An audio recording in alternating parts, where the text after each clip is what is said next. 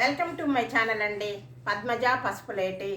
ఈరోజు ఒక విశేషమైన రోజు, ఆడవాళ్ళకి విశేషమైన రోజు, మహిళా దినోత్సవము. మహిళా దినోత్సవము అంటే చాలా ప్రాముఖ్యతేనండి. ఆడవాళ్ళకి చాలా మంచి రోజు అన్నట్లు. మహిళలకి ఈ మహిళలందరూ కూడా వాళ్ళందరికీ కూడా శుభాకాంక్షలు, మహిళా దిన శుభాకాంక్షలు. మహిళలందరూ బాగుండాలా, వాళ్ళు ఏ అడుగు వేసినా కానీ ముందు ఆలోచించి వేసి పైకి రావాలా, ప్రతిదీ ఆలోచించి చేయాలా. మహిళలు ఒక సంసారం నడపాలన్నా మహిళనే, ఒక దేశాన్ని నడపాలన్నా మహిళనే, ఒక రాష్ట్రాన్ని నడపాలన్నా కూడా మహిళలే. కాబట్టి దేశాన్ని నడిపించింది ఇందిరాగాంధీ, రాష్ట్రాన్ని నడిపించిన వాళ్ళు జయలలిత కదా, మనకు తెలిసిందే కదా మహిళలు. మళ్ళా కిరణ్ బేడి కూడా ఎంత బాగా నడిపించారు. ప్రతి ఆడవాళ్ళు కూడా మహిళా దినోత్సవం అనే కాకుండా ప్రతిదీ కూడా మంచిగా ఆలోచించి నడిపించాలండి. అది నడిపిస్తేనే మనకి మహిళా దినోత్సవానికి ఒకటి ఇది వస్తుంది, మహిళలకు కూడా గుర్తింపు ఉంటుంది. ఒక సంసారాన్ని బాగా నడపాలంటే మహిళనేనండి, మగవాళ్ళ వల్ల కాదు. మగవాళ్ళు జీతం తెచ్చి ఇస్తారు, అది అన్నీ సరిపించుకుని అంత డబ్బులు చేసుకుని ఇవన్నీ చేసుకునేది మహిళలే. పిల్లల్ని సంవరించేది మహిళలే. పిల్లల్ని ఒక మంచి మార్గంలో తీర్చిదిద్దాలంటే మగవాళ్ళు కాదండి. ఇంట్లో ఆడ ఉంటుంది కనుక మహిళ ఉంటుంది. కాబట్టి మహిళ వాళ్ళ పిల్లలకి ఏ విధంగా నడుచుకోవాలా, ఏ విధంగా ఉండాలా, మంచి మార్గంలో పోవాలా, అవన్నీ కూడా తల్లే చెప్తుంది.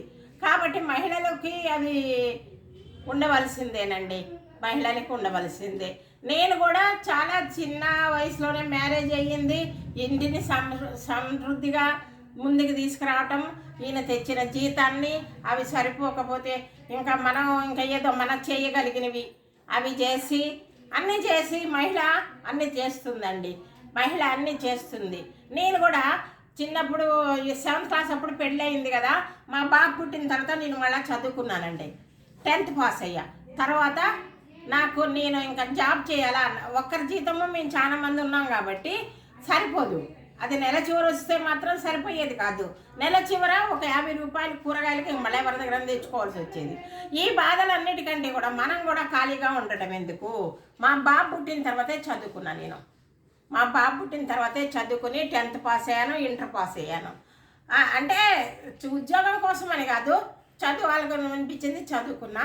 తర్వాత మేము కరీంనగర్ డిస్టిక్లో గోదావరి ఖండం మా వారు సింగరేణి కాలరీస్లో ఉద్యోగం చేసేవాళ్ళండి, స్టోర్లో చేసేవాళ్ళు.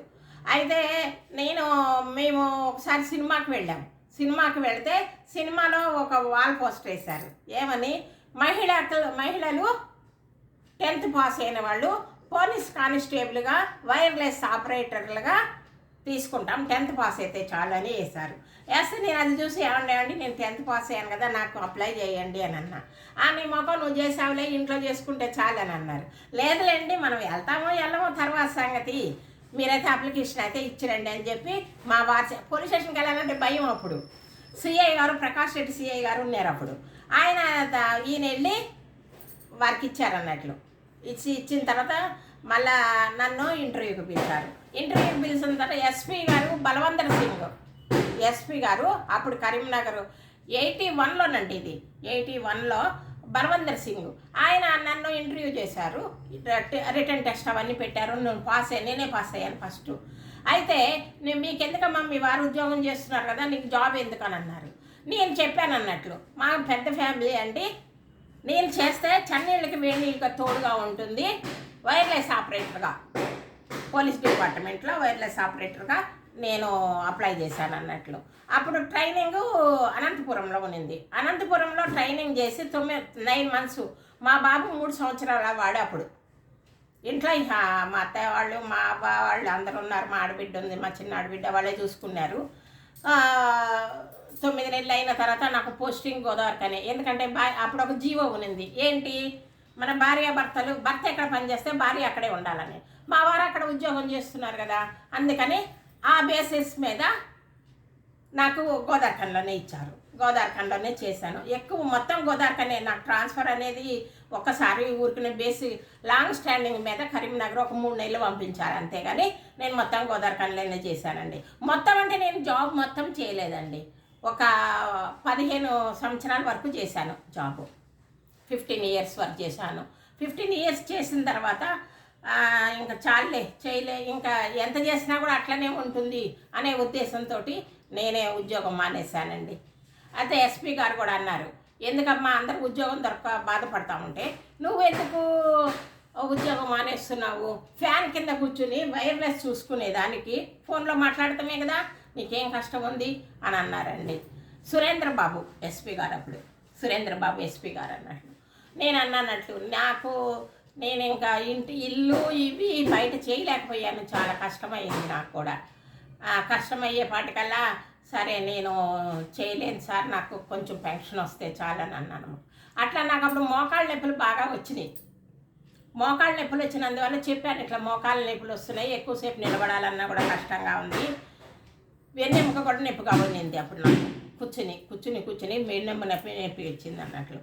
అయితే మెడికల్ అన్ఫిట్ అయ్యాను. మెడికల్ అన్ఫిట్ అయితే నాకు 1/4 పెన్షను, నాకు ఎంత బేసిక్ ఉందో అందులో 1/4 ఇచ్చారు. సరే ఎంత ఇచ్చినా చాలు నా ఖర్చులు మందం అనుకున్నాను, మానేశాను.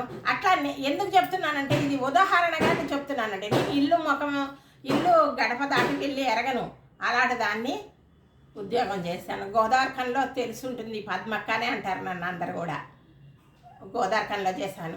నేను స్టేషన్లో ఉన్నప్పుడు కూడా చాలా మనకు తెలిసిన వాళ్ళు అందరు ఎవరెవరు వస్తారు, మా వారు ఉద్యోగం అక్కడ అందరూ మా బంధువులు అందరూ ఉన్నారు కదా, వాళ్ళకి తెలిసిన వాళ్ళకి ఏదైనా ఆపద వస్తే పోలీస్ స్టేషన్కి వస్తే నా దగ్గరికి వచ్చేవాళ్ళు. నాకు తగిన సహాయం చేసేదాన్నండి ప్రతి ఒక్కరికి కూడా. ఇప్పటికి కూడా వాళ్ళు అంటారు నన్ను, ప్రతి ఒక్కరికి కూడా నాకు ఇది ఆపద అని వచ్చిన వాళ్ళకి నాకు తగినంత సహాయము, నేను చేయగలిగినంత సహాయము వాళ్ళకి చేసేదాన్ని, కంపల్సరీగా చేసేదాన్ని. అందుకని అందరూ కూడా పద్మక్క అనేవాళ్ళు, నన్ను బాగా ప్రేమగా చూసేవాళ్ళు గోదావరిఖండలో కూడా. ఎందుకు ఇవన్నీ చెప్తున్నానంటే, ఒక మహిళ ముందుకు పోవాలంటే మనం ఇంట్లో చేసుకోవాలా, బయట చేసుకోవాలా, అన్నీ చేసుకోవాలా. నేను జాబ్ మానేసిన తర్వాత కూడానండి బట్టలు బిజినెస్ పెట్టుకున్నా, ఇంట్లో చీరలు తెచ్చి పెట్టుకున్నా, అది అన్నట్లు అట్లా చేశాను. అలా అందరూ కూడా ప్రతి ఒక్క మహిళ కూడా ఇదే విధంగా చెయ్యండి, ఇదే విధంగా సంసారాన్ని ముందుకు తీసుకెళ్ళండి. అది మహిళా దినోత్సవం కనుక ఈరోజు చెప్తున్నానండి. ఇంకా కొంచెం ఉంది, ఇంకా తర్వాత ఇంకెప్పుడన్నా చెప్తాను. నమస్తే అండి. మహిళలందరికీ మహిళా దిన శుభాకాంక్షలు. అందరూ ఆలోచించి బాగా ముందుకు రండి. ఇదివరకు మాదిరిగా కాదు, ఇప్పుడు అందరూ చాలా బాగానే ఉన్నారు, ఆడవాళ్ళు అందరూ కూడా బాగా ఆలోచిస్తున్నారు అన్నట్లు. ఇదివరకు ఇప్పుడు ఐటీ ఉద్యోగాలు అవి కూడా చేస్తున్నారు కదా. ఇదివరకు పాతగా ఇంట్లో ఉండేవాళ్ళు కూడా కాడి పెట్టుకునేవాళ్ళండి, గేదెలు ఉండేవి, గేదెలు పెట్టుకొని దాని మీద సంపాదించేవాళ్ళు అన్నట్లు, ఇంటికి కావాల్సినవన్నీ చేసుకునేవాళ్ళు. అవి ఇప్పుడు చేయటమే కాదు, అప్పట్లో కూడా ఆడవాళ్ళు చేసేవాళ్ళు. ఇది ఒక ఉదాహరణగా చెప్తున్నాను. మళ్ళొకసారి ఇంకొక విషయాలు చెప్తాను. నమస్తే అండి. సర్వే జన సుఖినో భవంతు. ఇంకొక మంచి వీడియోతో మీ ముందుకు వస్తానండి. బాయ్.